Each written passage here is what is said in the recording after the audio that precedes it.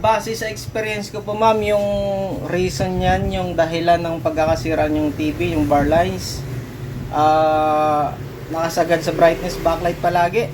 Yun yung araw-araw ko yung sa tuwing araw-araw kong gumagawa sa base in my experience. Nasisira yung screen, yung panel, 2 to 3 years lang o 3 to 4 years gawa ang nakasagad yung brightness backlight settings, lalo na ngayon sa mga frameless. Ito yung aking Sony, may frame pa ito. Ayan, may frame. Kaya yung buhay nito tumatagal. So, friendly advice sa mga magbibili pa po ng mga TV. Based in my experience, maigi pong bumili kayo ng TV na may frame pa. Dati nagbibigay ako ng advice ng T-band kasi yung T-band kasi aluminum yung kanyang frame. So kahit yung LED noon, kahit sinasagad sa brightness backlight, inaabot, tsaka hindi panay nasisira yung screen noon. Hindi siya nagkakaroon ng bar lines, hindi nagdo-double image o nagpi-flickering image. Lagi lang siyang backlights lang yung nasisira. Gawa nga pong inaabot lang yung lifespan ng kanyang backlights. Yun lang po yung laging issue po ng ating TV mga sir. Yun nga po, maigi na may frame. Katulad ngayon po, 2 to 3 years lang ang inaabot ng mga TV. Lalo na po pag mga Samsung, mga ano na sila, frameless kumbaga. Ito, malaking bagay po yung frame based in my experience. Pag-aralan nyo po, tingnan nyo po yung mga TV natin dati, makakapal pa yung frame, di ba, antibay o hindi siya halos nagkakaroon ng flickering image, double image, di ba? Wala po halos ma'am mga sir. Kaya nga ang bigat dati ng ating mga TV gawang panay aluminum pa siya. May makikita pa ako na dati katulad ng yung mga LCD, makapal yung frame dito.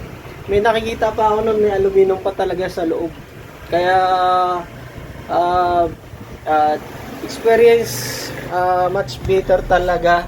Experience, tsaka, di ba, experience saka yung mga naranasan na sa buhay or doon talaga makikita mo, masisilip mo kung bakit ba bumigay o yun po, mga technique kasi yan, naiipon na araw-araw.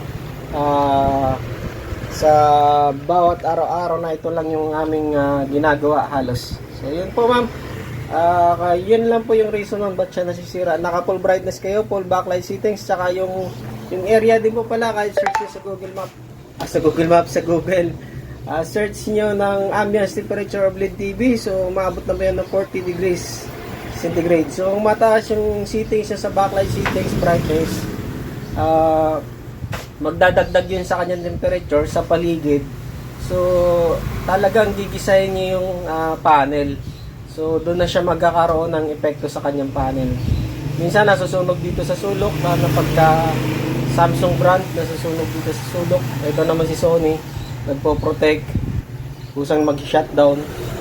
Basta po, yun lang yun po yung mainit na temperatura ng bahay, lampas ng 40 degrees, over settings ng full brightness, full backlight, sa yung singawan sa likod dapat open siya.